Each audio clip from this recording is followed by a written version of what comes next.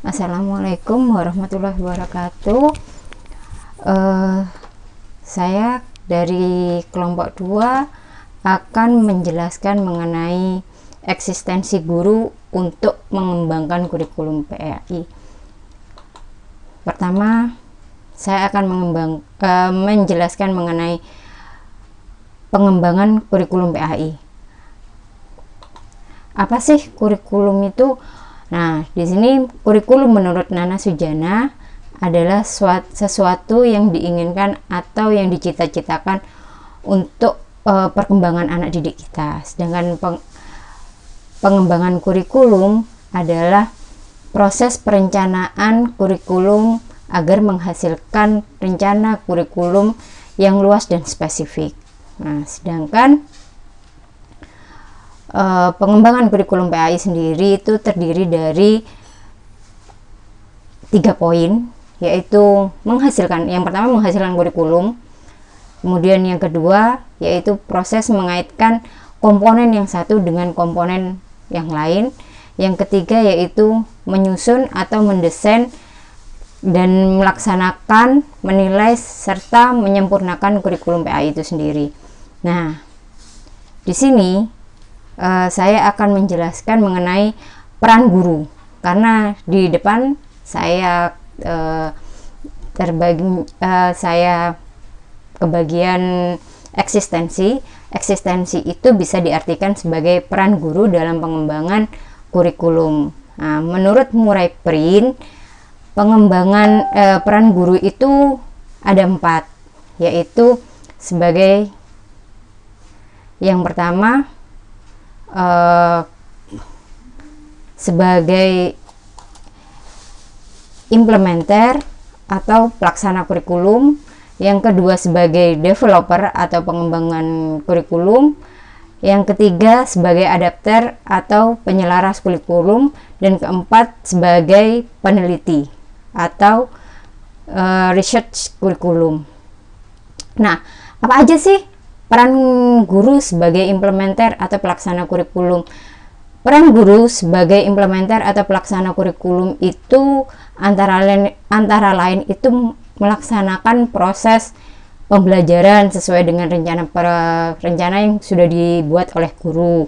Kemudian menerapkan model pembelajaran yang sesuai dengan materi pelajaran dan lingkungan sekolah. Kemudian bisa juga mengembangkan interaksi pembelajaran yang sesuai dengan strategi yang dimiliki guru, metode atau teknik yang tepat yang dimiliki oleh guru, karena itu semua guru yang bisa menentukan, seperti halnya mengelola kelas dengan baik sesuai dengan alokasi yang tersedia, terus merefleksikan pelaksanaan proses pembelajaran yang dilakukan. Nah, itu peran guru sebagai implementer atau pelaksana kurikulum. Sedangkan tugas guru atau peran guru sebagai developer atau pengembang kurikulum itu, guru dituntut untuk berperan aktif sebagai tim pengembangan kurikulum sesuai dengan kelompok bidang studi. Biasanya itu kalau yang saya tahu, guru itu ada pertemuan pertemuan guru mata pelajaran, itu biasanya beberapa bulan sekali itu diadakan pertemuan. Nah, di sana itu dibahas, biasanya seperti itu yang saya tahu. Kemudian guru juga dituntut untuk berperan aktif dalam menyusun standar kompetensi dan kompetensi dasar serta pemetaan, biasanya seperti itu. Terus guru juga dituntut untuk bisa menyusun RPP dan perangkat operasional yang mendukung RPP seperti lembar kerja siswa, terus bahan ajar atau modul pembelajaran, karena kan guru yang mengetahui itu. Nah, sedangkan peran guru sebagai adapter atau penyelaras kurikulum itu antara lain memahami dengan baik karakteristik sekolahnya seperti apa, karena setiap sekolah itu memiliki karakter yang berbeda-beda, sehingga guru yang bisa menentukan dan memahami seperti apa sih yang cocok dilaksanakan di sekolah ini, dikembangkan di sekolah ini, karena setiap sekolah itu memiliki karakter yang berbeda-beda. Nah, selain guru juga harus memahami dengan baik karakter sekolahnya, guru juga dituntut untuk bisa membuat desain kurikulum sekolah sesuai dengan kebutuhan madrasahnya, yang sesuai dengan masyarakat lokal. Jadi sebetulnya guru itu juga bisa menjadi jembatan antara sekolah dan masyarakat melalui anak-anak muridnya. Terutama kalau kita sudah mengajar di SMP dan SMA, itu bisa membawa perubahan apabila kita bisa mendidik atau memberikan pengetahuan agar anak-anak itu pikirannya lebih terbuka gitu. Nah, sedangkan peran guru sebagai research atau peneliti kurikulum itu, guru bertanggung jawab untuk menguji apa saja sih komponen yang sudah ada, yang sudah ditentukan oleh pusat gitu. Jadi guru itu cocok nggak itu untuk dikembangkan di sekolahnya. Nah, selain kita menjelaskan mengenai itu, mengenai 4 tadi ini menurut Murray ya, sedangkan ini saya menurut ini Nana Chaudhry itu peran guru itu beda lagi. Kalau menurut Murray itu ada 4, sedangkan menurut Nana itu ada 3. Menurut Nana itu peran guru itu ada 3, yaitu sentralisasi, desentralisasi, dan sentra desentralisasi. Jadi penggabungan antara sentralisasi dan desentralisasi. Apa sih yang masuk dalam sentralisasi gitu? Nah, sentralisasi itu merupakan sistem pengembangan kurikulum yang terpusat atau tersentral. Jadi kurikulum itu sudah ditentukan atau yang sudah dipakemkan oleh pemerintah pusat dalam mengembangkan kurikulum itu. Jadi program pendidikannya itu dapat diterapkan pada semua jalur. Nah, tujuannya untuk mewujudkan pendidikan nasional. Jadi kalau sentralisasi itu kurikulumnya terpusat di pemerintah ya. Sedangkan desentralisasi itu bisa ditentukan oleh sekolah sendiri. Tapi sentralisasi ini juga ada kelemahannya. Kelemahannya itu penilaian hasilnya itu kurang objektif. Kemudian memberikan gambaran hasil yang beragam dan menunjukkan adanya perbedaan yang ekstrim. Jadi kan kalau sekolah di kota sama di pelosok itu biasanya akan terlihat seperti terlihat jelas, maksudnya terlihat perbedaannya itu secara signifikan terlihatnya. Nah, kalau kelebihannya itu mendukung terciptanya persatuan dan kesatuan bangsa, terus tercapainya standar minimal penguasaan atau perkembangan anak didik, terus mudah dikelola dan dimonitor oleh pemerintah ya.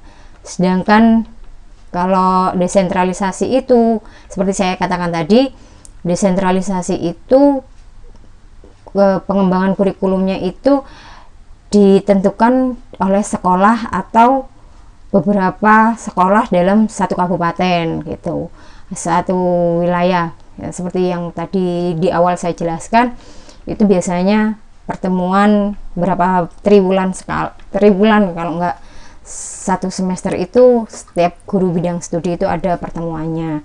Nah, tapi begitupun dengan desentralisasi itu ada kelemahan dan kelebihan. Kelemahan di desentralisasi itu tidak adanya keseragaman antara satu sekolah dengan sekolah lain. Kemudian tidak adanya standar penilaian yang sama. Terus biasanya ada kesulitan pada siswa gitu. sulit mengadakan pengelolaan dan penilaian secara nasional gitu. Dan ada beberapa sekolah mungkin tidak siap dengan apa yang sudah diputuskan ya.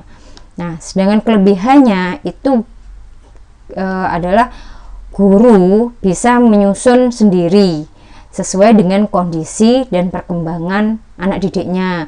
Ada motivasi dari sekolah agar guru itu bisa mengembangkan potensi guru tersebut terhadap kurikulum yang berlaku, dan sesuai dengan kebutuhan serta perkembangan yang terjadi pada masyarakat. Nah, sedangkan sentra desentralisasi itu guru dituntut untuk berpartisipasi, bukan hanya menjabarkan kurikulum induk ke dalam program tahunan, semester caturwulan dan sebagainya. Tetapi guru dituntut untuk ikut andil dalam merumuskan setiap komponen dan setiap unsur yang ada pada kurikulum tersebut ya. Jadi jika guru sejak awal menyusun kurikulum, sudah diikut sertakan dalam penyusunan kurikulum dari awal sampai terbentuklah sebuah kurikulum yang sudah disepakati, guru itu bisa menyampaikan materi dengan baik dan dapat mengelola kelas serta anak didiknya dengan baik dalam sekolah itu. Jadi yang cocok memang sebetulnya sentra desentralisasi untuk pengembangan yang tepat ya. Jadi apabila guru itu ingin berkembang atau anak didiknya ingin mengalami kemajuan, itu memang guru harus dilibatkan sejak awal penyusunan kurikulum itu, dan apa aja yang disetujui dan bagaimana kurikulum yang cocok untuk masyarakat, untuk sekolahnya, dan untuk anak didik dengan kondisi yang sedang beliau hadapi. Nah, itu jadi peran guru dalam pengembangan kurikulum PAI itu ada 4 dan ada 3. Jadi memang guru itu dituntut untuk dapat berkembang dan jangan lelah berkembang dengan adanya perkembangan modern yang bisa diakses dari manapun. Mungkin itu aja yang bisa saya jelaskan atau saya sampaikan. Kurang lebihnya saya mohon maaf. Wabillahi taufiq wal hidayah. Wassalamualaikum warahmatullahi wabarakatuh.